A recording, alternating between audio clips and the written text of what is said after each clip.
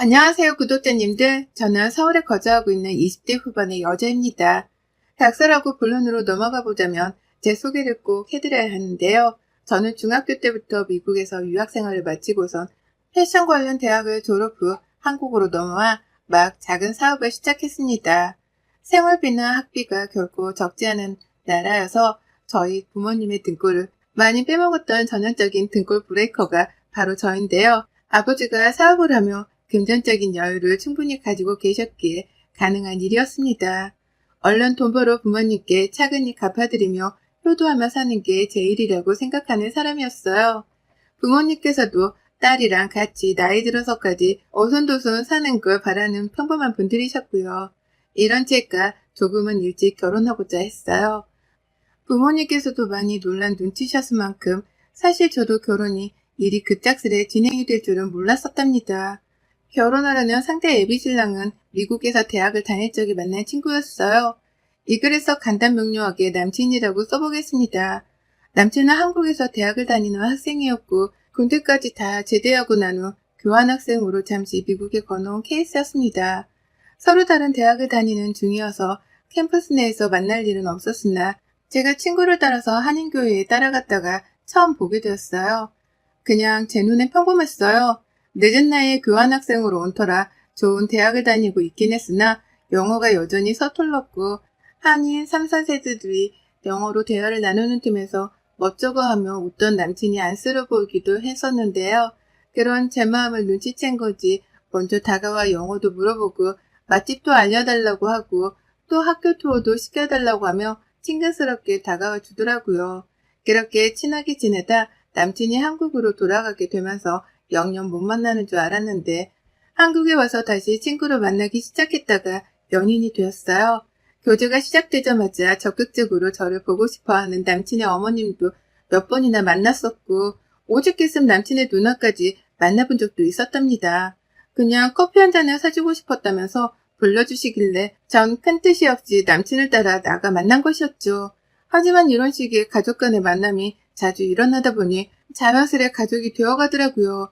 진짜 피까지 섞인 찐스러운 가족이 아니라 당연스레 참석을 하고 자리를 지켜야 하는 가족 구성원의 일부가 되어 있었던 겁니다. 시부모라고 부르기도 민망한 남친네 부모님 생신 때에도 그리고 누나라는 사람의 취업 합격 자리에도 그렇고 언젠가부터는 제가 꼭 껴있었어요. 부담스럽긴 했지만 결혼하고 진짜 가족으로 살아보자는 남친의 훅 들어오는 프로포즈로 결혼 준비도 하게 되었고요. 아직 사업을 일구고 부모님께 효도해가면서 쭉 싱글라이프를 즐기며 지낼 시간들이 너무 많은 저였습니다. 그래서인지 제가 결혼을 하겠다고 하니 부모님께서도 많이 놀라셨었죠. 벌써 딸아이가 가족품을 벗어나는 건가 싶어서 괜시리 울컥하셨던 모양이더라고요. 하지만 저는 미련스럽게도 속으론 결혼이 좀 이른 것 같다고 생각을 했음에도 불구하고 남친이 하자는 대로 끌려가고만 있었어요. 워낙 말이 애초에 많은 사람이기도 했고 좋은 말로 표현하면 부침성이 좋은 편이어서 뭔가 저를 설득하면 제가 홀라당 넘어가 버리곤 했거든요. 결혼도 처음에야 낯설어서 고민이 많지만 막상 결혼해서 같이 살다 보면 이보다 좋은 게 또 있을까 싶은 게 결혼이란다 뭐라나. 한번 결혼해봤던 사람이 마냥 아는 척을 해가면서 상견례 날짜부터 잡아달라 보채는데 그냥 이 사람을 따라가기만 하면 내가 결혼도 잘 해내고 잘 살고 있겠구나 싶었습니다. 오랜 시간 타지에서 유학을 하면 외롭다고 느낀 시절들이 너무 많아서 그런지 더 이상 저를 외롭게 해주지 않는 남친의 존재가 은근슬쩍 기대도 되고 힘도 되었죠. 그렇게 상견례 날짜는 저희 쪽에서 잡았어요. 부모님도 얼떨결에 결혼을 하긴 하냐면서 날짜를 잡아오셨고 저는 저대로 진짜 상견례를 하냐면서 긴장되는 마음으로 준비를 하고 있었습니다. 사실 긴장을 했다기보다는 마음 한켠이 계속 찝찝했다는 표현이 더 정확했겠네요. 은근슬쩍 불안하고 은근히 신경 쓰이는 것이 계속해서 상견례 자리가 찝찝한 거예요. 뭔가 일이 생길 것만 같은 기분이 확 드는 것이 말이죠. 왜 이런 마음이 계속해서 드는 걸까 싶어 스스로도 고민을 했는데요. 더 고민할 필요도 없더라고요. 제가 계속 다가오는 상견례에 걱정을 하고 있었던 건 바로 저희 시어머니가 되실 것으로 추정이 되는 애비 시모의 태도 때문이었습니다. 제가 한국에 와서 친구로서 남친을 만날 때에도 남친 어머님은 저를 보고 싶어 한다는 뉘앙스를 참 적극적으로 보이셨어요. 미국에서 같이 알던 사이였을 뿐이고 한국에 와서도 같이 밥 한 번 먹었을 사이일 뿐인데 그걸 또 그렇게 만나서 밥까지 사주고 싶다고 하시니 저로서는 고마울 수밖에요. 하지만 이런 식의 갑작스러운 만남 제안이 교제를 시작하고 나서는 조금 더 늘어나기 시작했고 저는 언젠가부터 애비 시댁임에도 불구하고 애비 시댁에서 일어나는 행사에 꼭 한 번씩은 참석을 해야 하는 존재가 되어버렸답니다. 벌써부터 가족이 아님에도 가족 사이가 되어 있었고 며느리가 아닌데도 며느리스러운 대접을 받았던 것 같아요. 대접이라기보다는 당연히 해야 하는 의무행위라는 취급을 받았다고 표현하는 게 맞을 것 같고요.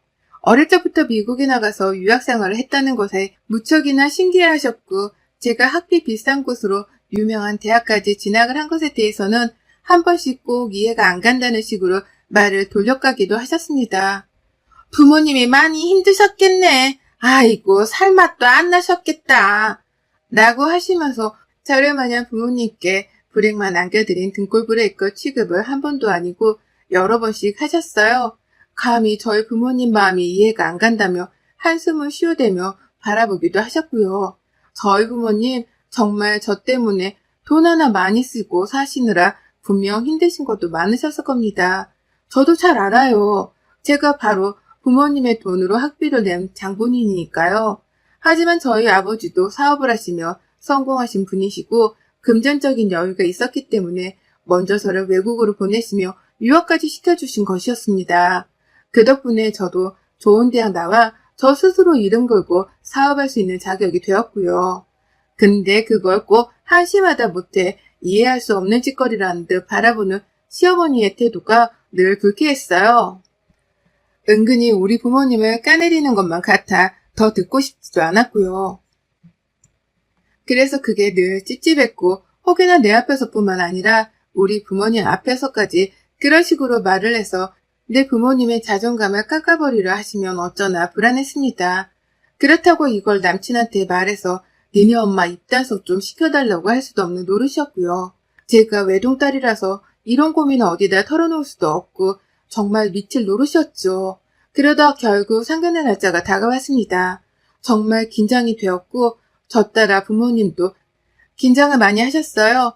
딸이라고는 하나뿐이고 그런 딸을 내내 유학시키다가 이제와 한국에서 품 안에 끼고 살려는데 그런 아이가 결혼하기로 결심을 했을 때에는 그만한 충분한 이유가 있을 것이라고 생각을 하신 거죠. 그러니 더욱 조심스럽게 행동하고 내 아이가 결혼까지 무사히 할 수 있도록 도와줘야겠다는 생각으로 준비를 하신 듯 했습니다. 엄마는 최대한 정중하고 점잖아 보이도록 옷까지 차분한 파스텔 톤으로 새로 준비를 하셨고요. 아빠도 그 옆에서 긴장을 하고서는 머리에 무스 같은 것도 안 바르시고는 바로 이발을 하고 오셨더라고요. 그냥 깔끔하게 멋 안 부린 듯 보이게 겸손해 보이고 좋을 거라면서 말이죠. 그렇게 저희 부모님은 각자의 입장에서 최대한 상대 부모님을 배려하려고 하면서 나름의 준비를 열심히 하셨습니다. 그걸 옆에서 지켜보며 불안한 제 기색은 점점 더 커져갔으나 어떻게든 내가 중간에서 말을 유도리 있게 잘 이끌어 가야겠다는 각오를 해가면서 참아냈죠. 그리고 대망의 상견례 당일 저희 부모님은 약속을 정말 칼같이 지키는 분들이세요. 서로 바쁜 사람들인데 상대의 시간을 존중해주는 게 예의라면서 늘 제 시간 제때에 찾아가 차라리 먼저 기다리는 거 선택하시는 분들이셨죠. 그런 부모님께서는 역시나 이번에도 약속 시간 한참 전에 준비를 마치셨고요. 그렇게 저를 먼저 재촉하신 바람에 저희 가족들은 약속 장소까지 20분 정도를 남겨둔 채 일찍 도착을 했습니다. 그리고 나서 약속을 5분쯤 남겨놓고 남친이 허겁지겁 연락을 해오더라고요. 좀 늦어 10분 라고 말이죠. 문자만 달랑 보내길래 운전 중인가 싶었고 차가 막히나 싶어 이해를 하려 했지만 장난하는 것도 아니고 무려 저희 가족들이 일찍 도착한 만큼 20분을 늦더라고요. 그러니까 저희 부모님은 40분이 넘게 애비 시부모님을 기다렸던 겁니다. 그런데 기분이 나빴던 건 그것뿐만이 아니었어요. 사람이 약속 시간에 늦으면 장소에 들어오면서 최소한 미안하다는 기색은 표현하면서 나타나야 정상이잖아요. 그도 아니면 최소한 왜 늦은 건지 이해가 가도록 변명이라도 해야 하는 게 맞는 거고요. 그런데 애비씨 뭐 들어오자마자 기다리고 있는 저희 부모님 쪽으로 고개를 돌리지도 않고 혼자 쿨하게 대단히 뽀대나는 척을 해가면서 자기 자리를 찾대요. 그러니 저희 부모님은 인사할 타이밍을 놓쳐서는 끝까지 눈 마주치고 인사를 해보겠다며 예비 시모 눈동자만 졸졸 따라다니셨고요. 그렇게 자리에 앉은 시모는 저희 엄마 앞에 그리고 예비 시모는 저희 아빠 앞에 자리를 잡으셨습니다. 남친은 미안해 죽겠다며 어쩔 줄을 몰라하며 숨을 차하며 저와 저희 부모님을 쳐다봤어요. 제 표정이 좀 굳어있자 죄송합니다. 차가 너무 막혀서 라며 멋쩍어 했는데 그때 옆에서 예비 시어머니가 말씀하셨어요. 아이고 늦을 수도 있지 뭘 그런 걸로 죄송하다고 죄인마냥 그러냐 너는? 라고 말했죠. 저희 부모님이랑 기싸움이라도 해보겠다는 사람 같더라고요.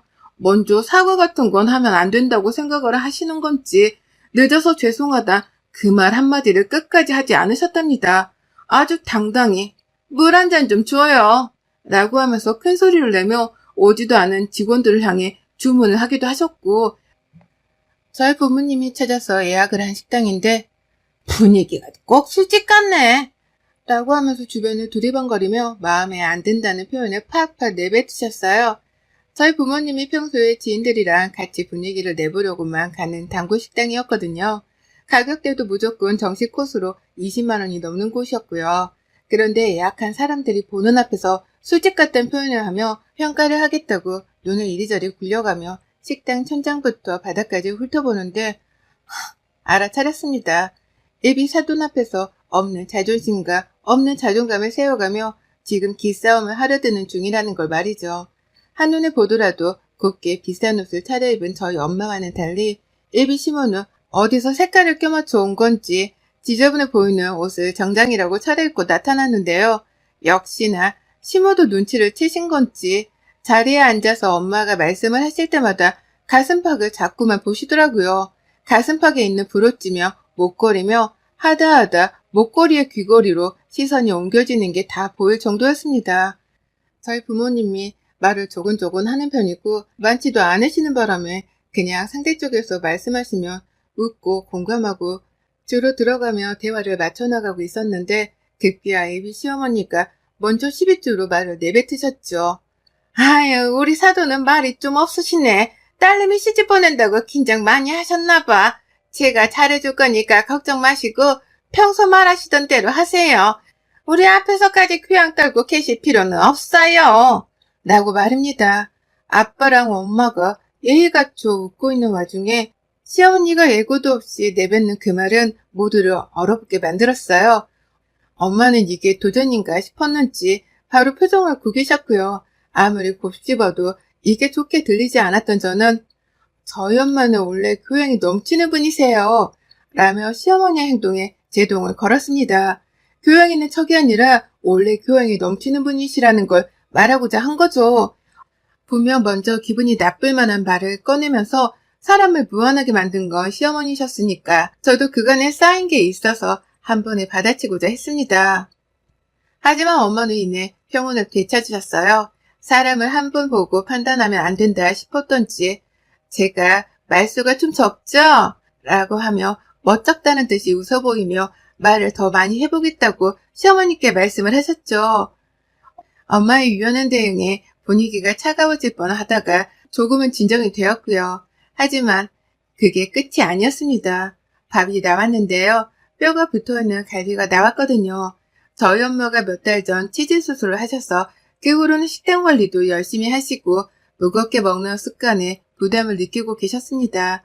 하지만 그럼에도 불구하고 상견례 자리라서 그랬는지 다 같이 뭐라도 먹어가면서 분위기를 따르려고 하셨죠. 고기가 오래 삶아 부드러웠던 바람에 뼈를 굳이 손으로 발라먹을 필요도 없이 칼질을 해서 쉽게 찢어먹을 수 있었습니다. 여기는 원래 그렇게 먹는 식당이었고 규칙이란 건 없는 거니 그냥 자기 마음대로 갈비를 뜯어먹으면 그만이었어요. 그런데 엄마가 그렇게 칼질을 하며 갈비를 먹고 있으니 앞에서 시어머니가 저희 엄마 먹는 걸 보시고는 갑자기 행동에 미동도 없으시더라고요. 누가 봐도 저희 엄마를 빤히 쳐다보고 있다는 걸 티내려는 사람이 마냥 앞에서 입까지 벌려가면서 저희 엄마의 행동을 찬찬히 살펴보시는 겁니다. 눈가에는 무시하려고 하는 듯한 낌새가 빤히 보였고요. 그래서 저도 긴장을 하며 시어머니를 지켜봤어요.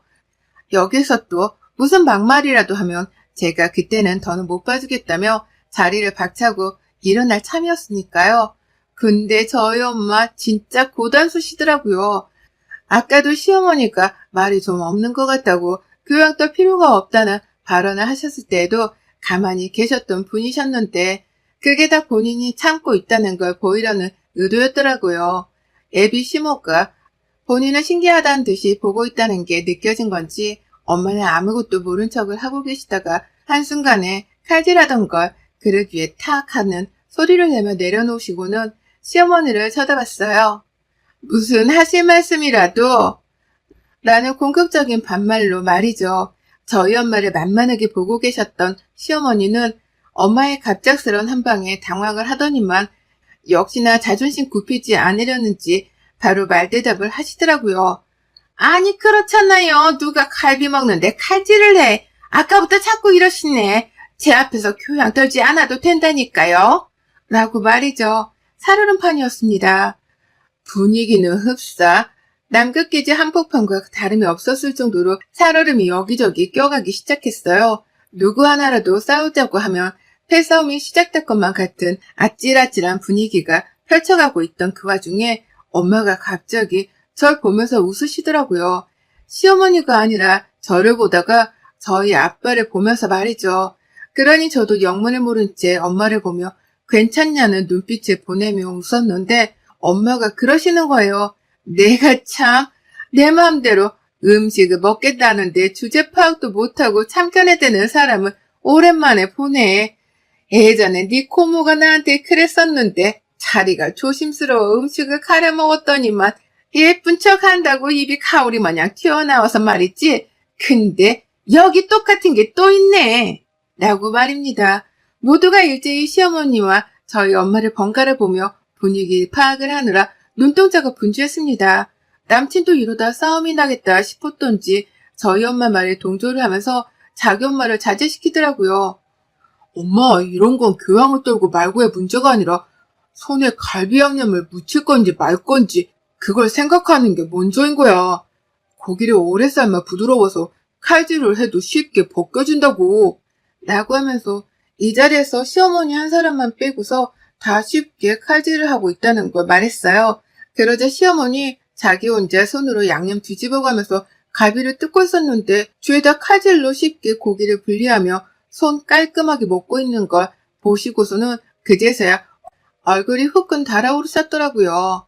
아니, 누가 갈비를 칼로 뜯어? 이건 손으로 뜯어야 제맛이지.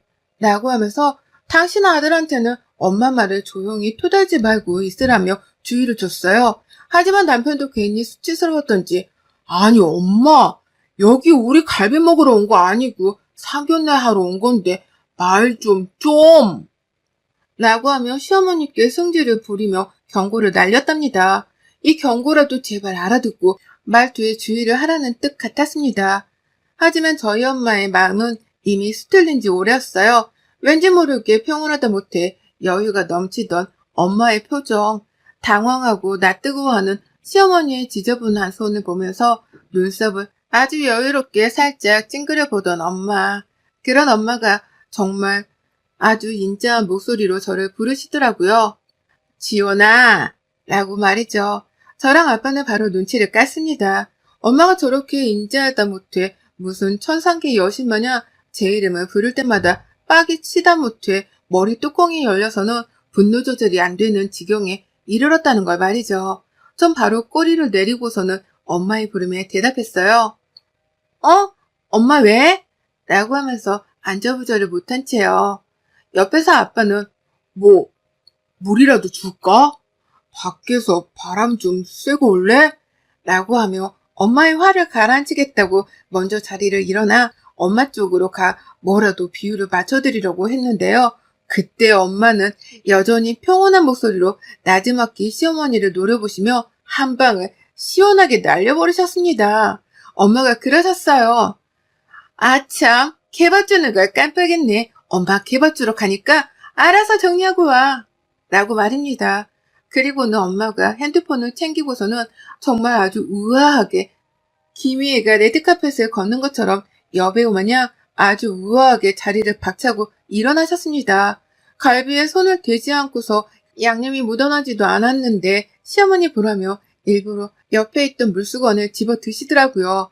그러더니만 시어머니를 여전히 하찮다는 표정으로 노려보시면서 물수건으로 자신의 손을 아주 우아하게 닦아내시는데 와, 정말 이렇게 교양 있고 얌전하게 상대방을 엿먹을 수가 있구나 싶어 엄마의 대응에 2번, 3번 놀래버렸습니다. 물수건으로 손을 다 닦은 엄마는 개밥을 빨리 줘야 한다고 그것만큼 중요한 일이 또 있냐며 자리를 나서셨고 나가다 말고 물수건을 들고서는 다시 시어머니의 자리로 돌아와선 마지막 말을 내뱉으셨어요. 좀 닦던가. 여기가 시장바닥도 아니고 라고 말이죠. 그리고는 시어머니가 뭐야 시장바닥? 지금 나한테 한 말이에요? 라고 하면서 쪽이 팔려 불같이 화를 내시는 것 보고도 무시를 하고선 식당을 빠져나가셨어요. 저희 아빠도 더는 상대할 가치가 없다며 엄마를 따라서 식당을 그냥 뒤도 안 돌아보고 나가셨고 그제서야 남친이 큰일 난 것 같다며 저희 부모님을 쫓아나갔습니다. 가서 잡겠다고 말이죠. 가만히 보고만 있던 시아버지도 이게 결혼 파토가 난 뜻이라는 걸 아셨던지 당신 뭐하고 있어? 나가서 얼른 사돈 안 잡고 라고 하며 본인이 직접 남친을 따라서 저희 부모님을 잡으려고 뛰쳐나가셨어요. 졸지에 온 가족들이 시어머니 입장 따위는 배려도 하지 않은 채 저희 부모님을 잡아서 결혼 승낙을 시키겠다고 저희 부모님을 잡으러 따라 나간 겁니다. 혼자 남은 시어머니 얼떨떨해 하시며 이 상황 자체를 열불나 하셨죠. 왜 다들 내 편을 안 들어주냐면서 괜히 짜증도 내다가 너무나 조용해진 상견례 자리의 분위기가 그제서야 파악이 된 건지 나지막히 말씀하시더라고요. 개밥 주고 돌아오신다지? 다시 돌아오실 거지? 라고 말입니다. 제발 다시 돌아오신다고 말 좀 해달라는 듯이 저를 애처롭게 쳐다봤는데요. 전 정말 개소리라는 듯 가소롭게 웃으며 대답했습니다. 저희 엄마가요? 다시 온다고요? 왜요? 뭐가 아쉬워서 어머니 같은 분한테 교양 어쩌고 하는 소리를 들어가며 결혼 승낙을 하셔야 해요? 주제 파악 좀 하세요. 어머님, 저희 엄마가 사모님 소리 들으며 산 세월이 반평생이 넘어요. 어디다 대고 교양 떠는 척을 말래. 이래서 수준 차이 나는 것들하고 상종을 하면 안 된다니까? 라고 말이죠. 수준, 상종 따위의 말들은 제가 태어나서 단 한 번도 써본 적이 없는 말들이었어요. 사람을 수준으로 상종을 따져가며 대해선 안 된다고 배웠으니까요. 하지만 상견례 장소에서 다름도 아니고 결혼하겠다고 모인 이 즐거운 자리에서 상대방에게 쓴소리를 해가며 분위기를 파토낸 애비시모를 용서할 수 없었습니다. 정신을 차리게 해주고 싶었으나 제가 이제 와서 나이를 먹을 대로 먹은 시모를 어떻게 바꿀 수 있을까 싶었고요. 그래서 그냥 제 딴에 제가 할 수 있는 가장 수치스러운 말을 꺼내가며 당황하고 있는 시모에게 한 방을 날렸네요. 우리 엄마가 우아하게 한 방을 날리셨다면 저는 강력하게 한 방 펀치를 날려 시모의 코를 아주 납작하게 해주었답니다. 애비 시모는 자기가 상견례장을 망쳤구나 싶어서는 혼자 자리에 앉아 갈비를 덩그러니 바라보셨고요. 그리고 그날 저희 부모님은 뒤쫓아온 남친과 애비 시부에게 결혼 같은 건 절대 없을 거라고 결혼 거절 통보를 기가 막히게 해주셨어요. 주차장에서 아빠가 큰 소리를 한번 냈더니만 시부가 쪽팔려 먼저 자기 차로 도망을 쳐버리셨더라고요. 남친은 그런 아버지의 자리를 망친 어머니까지 부모를 한탄해 하면서 더 이상 저희 부모님을 잡지도 설득하지도 못했다고 하고요. 그리고 전 혼자 식당 안에서 시모한테 엿을 먹이고 난 후 식당 밖으로 나오자마자 마주친 남친과는 말 한마디 섞지도 않고 눈을 홀긴 후 저희 아빠 차에 올라탔습니다. 음식값? 저희 부모님도 급하게 나오느라 결제를 못하시고 저도 못했거든요. 근데 끝까지 돈 안 내기로 했습니다. 당연히 남친은 그 돈도 아깝고 결혼 얘기도 다시 해야겠다 싶어서 전화를 주구장창 했는데요. 전화번호 당연히 차단했어요. 결혼? 안 해도 그만이라 미련도 없었습니다. 아빠도 더 좋은 남자 소개시켜준다고 하셔서 그날을 기다리며 3단장이나 하고 있기로 했네요. 남친은 얼마 전까지 제 인스타그램을 팔로우하며 호시탐탐 엿보다가 제가 소개팅을 하게 되었다고 쇼핑을 하는 사진을 올렸더니만 그날 후 저를 언팔로우 했고요. 인스타 DM으로 메시지를 하나 보내왔더라고요. 나는 너를 못 잊었는데 넌 벌써 새 사람을 만날 준비가 된 거야? 라고 말이죠. 그 소리를 보자마자 바로 차단을 눌렀습니다. 상견례장 음식값도 평생 안 갚을 생각입니다. 반올림해서 100만 원어치가 나왔을 텐데 이것들이 돈 때문에라도 더 열불나고 아쉬워하도록 말이죠. 혹여나 우리 부모님의 재력, 내가 유학생활도 오래 한 걸로 돈 많은 집딸이라는 걸 알고서는 일부러 빨리 며느리가 되게 해선 단물을 쪽쪽 빨아먹고자 했던 것 같은데요. 기싸움 한번 잘못해서는 결국 부잣집 딸내미랑 고부 사이도 되지 못한 채 쫑이 나게 되었네요. 그러게 상황 파악부터 하고서는 갑질을 하든지 말든지 했어야지. 무작정 며느리랑 예비사돈을 이겨보려다가 우리 애비시모 완전 낙동강 오리알 실세가 되었네요. 여러분의 생각은 댓글로 남겨주세요. 오늘도 시청해주셔서 정말 감사합니다.